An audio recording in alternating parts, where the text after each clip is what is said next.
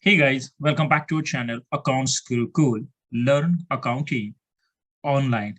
So today we are here with one more video, and in this video we are going to talk about the intercompany transactions. And this video we have created based on the request of our viewers. And in this video, in addition to intercompany transactions, we are going to discuss about how the FX gain loss is going to be impact in foreign transactions. Knowing that we have considered the examples here is India and US, so how it's going to be impact that we need to understand how we have to do the accounting entry for that. In a previous video, we understood about related to the transactions of sales transactions, then purchase transactions. In addition to that, free sharing of both the entities, in addition to reimbursement of expenses, chargeback, and we brief discuss about the transfer pricings as well, and how the chargeback expenses are going to be there, and what was the markup of 10%, and how the expenses and markup are going to be worked. In addition to that, we understood about the intercompany and revenue account, how it's going to be debit credit, then purchase inventory and services. But now here we are going to discuss about the receipt applications, how it's going to be applicable. So that's we are going to discuss in this video. So request viewers to watch the video till the end to know more about that, how the FX gain loss entry are going to be impact, how we have to do that entry. And we are going to take in one examples, and we are going to discuss about from where you will able to get the rate when you are going to export into the goods, and related to when you have the receipt of that money, then how you have to do the accounting entry for that. And that's all related to the intercompany transactions. So that's we are going to discuss in this video. So request viewers to watch the video till the end to have a fair idea about the intercompany transactions. So we'll remove this all and we'll quickly jump towards the entry by considering the one practical example. So here we need to remove all these things what we covered in our last video. Now coming back to here, how it's going to be work. So if you are doing the any sale transactions, and you are doing the sale to your holding entity, and that sale is going to be sale to holding entity for USD 50,000. So here, if you are going to do the sale and you done the sale to your holding entity for USD 50,000, then what conversion rate you are going to use for that? And it's if it's goods, then sale of goods to holding entity for rupees for USD 50,000. Sale of goods to the holding entity of rupees USD 50,000. Then how you are going to be take the entry for this, and what conversion rate you are going to use for this. You know the conversion rate from where you have to consider, which you have to consider. The transaction is USD 50,000. And you have to refer the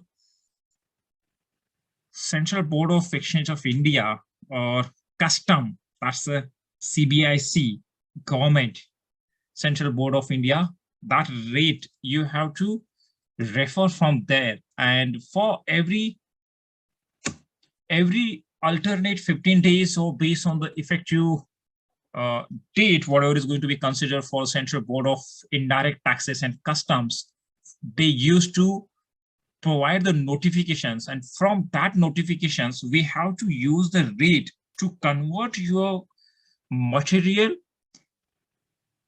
foreign currency into the INR, and you have to refer the rate from that. And if you see here, the last exchange rate notifications as per the Central Board of Indirect Tax and Customs was issued as on 21st of April 2022, and which was effective from the 22 April 2022. So now we have to refer this and we have to consider the exchange rate from here. And there are two details you are able to see. One is for imported goods, and if you are doing the export goods, what's the rate you have to use for that.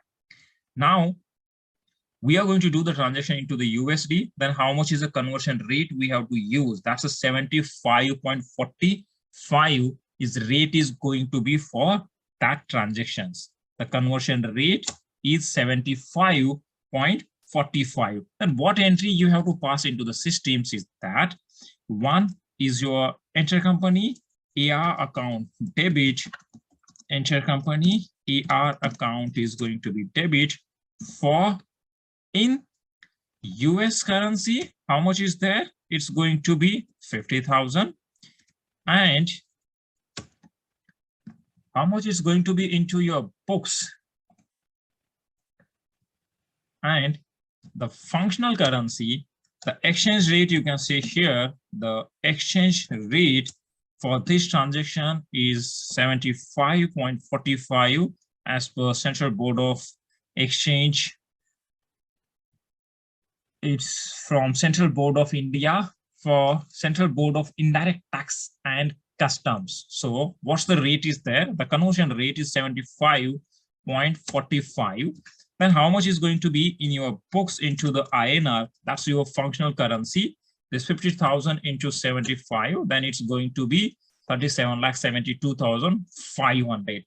And that's going to be debit. And similarly, it's going to be credit your revenue account or your intercompany sales. Then sales account is going to be credit for same amount in USD. That's a 50,000. Conversion rate also is the same. And in INR, the amount is going to be 37,72,500. So that's the entry when you have the sale.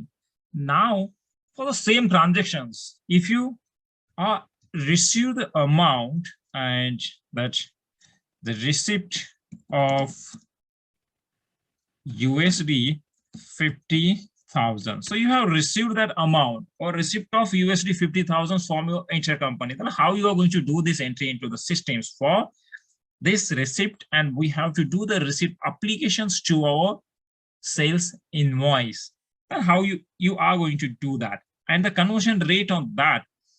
The conversion rate when you are selling that, you are referring as per the customs notifications, but related to the receipt of that amount, the conversion rate is going to be as per the RBI applications, Reserve Bank of India. And as per that, if the conversion rate assumed for that date was around 76.45. Now, how you are going to do the entry for this, and what you have to, where the impact of conversion rate, because now when you purchase done the sale, the INR amount book into the systems for receivable is 37,72,000. And when you are expecting the receipt of 50K or 50,000, then the conversion rate is going to be 76. Then how much is you are expecting into the INR? So you are going to expect into the INR is what's happening. Okay, so this, oh, it's coming from here. Okay, so here the receipts is around 50K. That's here. And if you do the multiplication of these two numbers, then it's going to be around 38,22,500 is going to be receipt in INR. And what you have the intercompany receivables in your books is around 37,72,500, but you are going to be have that amount into your bank is around 38,22,500, knowing that the exchange rate was increased or is increased from $75.45 to $76.45. Then how you are going to do the entry into the books?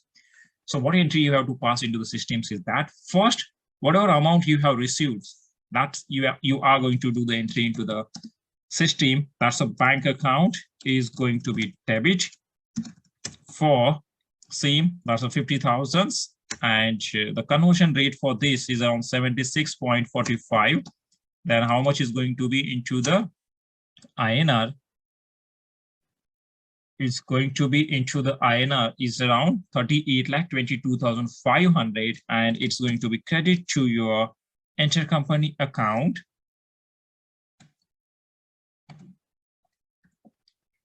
That's your intercompany account, and how much is going to be credited is around 38,22,500. Now, when you are going to see your intercompany account, then how it's going to be work. So here, when you've done the sale, then it's going to be reflect in the books as sales account, and it's going to be show that's the 37,72,500. And when you receive the amount, that time it's going to be show into the bank account credit is around 38,22,500. And if you see your account, your balance is disconnected by 50,000. So here, your FX gain loss, one more additional entry you have to pass for this related to the realized foreign currency gain loss. And when the FX gain loss is going to come into the pictures, when you have the foreign transactions, and the realized unrealized says that when the transaction is complete, then the FX gain loss, whatever is arises from that transaction is going to be considered as a realized FX gain loss. So now here, our transaction is $50,000, and the conversion rate was 75.45. So we were expecting that 37,72,500 to be received, but the conversion rate increased from $75.45 to $76.45, and we got 38,22,500, and that's accredited to our intercompany account for 38,22,500. And earlier, when we done the sale, that's debited to our intercompany account is 37,72,500. Even though the foreign currency amount, what we have done the sale and what we received is the same, but still due to conversion rate, there is some realized and unrealized gain in this transaction. So these transactions, in these transactions, we have the realized gain. So what entry you have to pass for that? The one more entry you have to pass into the system. So one more entry you have to pass is that is going to be your intercompany account debit. And this entry is going to be into the INR only for 50,000. That's going to be difference of 38.22 minus 37.72, 50,000 to realize FX gain account. It's going to be credit for 50,000. And how it's going to be impact into your intercompany account is that to realize FX gain account. And how much it's going to be show as a 50,000. Now, if you see here, your balance is matched towards the debit credit, and there is no any difference into this transaction. So this you have to do the entry into the systems for the receipt of intercompany transactions. And when you have the sale and when you have the purchase, when you have the receipt of that amount, then whatever the exchange rate, due to the fluctuation of exchange rate, the entry is going to be changed. That you have to pass into the systems, and either it's a realized gain or unrealized loss or realized loss, you have to pass into the system. So that's all from this video, and I hope you guys are able to know that how to pass the intercompany transactions when you have the sales and receipts, and when the conversion rate is fluctuate, then how you have to pass the entry, and what the conversion rate you have to use when you are going to do the sales transactions. And when you are having the receipt, then the rate is going to be used from the bank. That's as per the bank norms, and that same is going to be used for convert your USD amount into the INR. And whatever the fluctuation due to variation into the exchange rate, because of that, whatever the realized and unrealized or realize gain or realize loss is arise. For that as well, you have to pass the one more entry into the system. Thanks guys for watching the video till the end, and request viewers to like the video, share the video, and subscribe our channel to get the more clarity or more knowledge about accounting and finance. Thank you.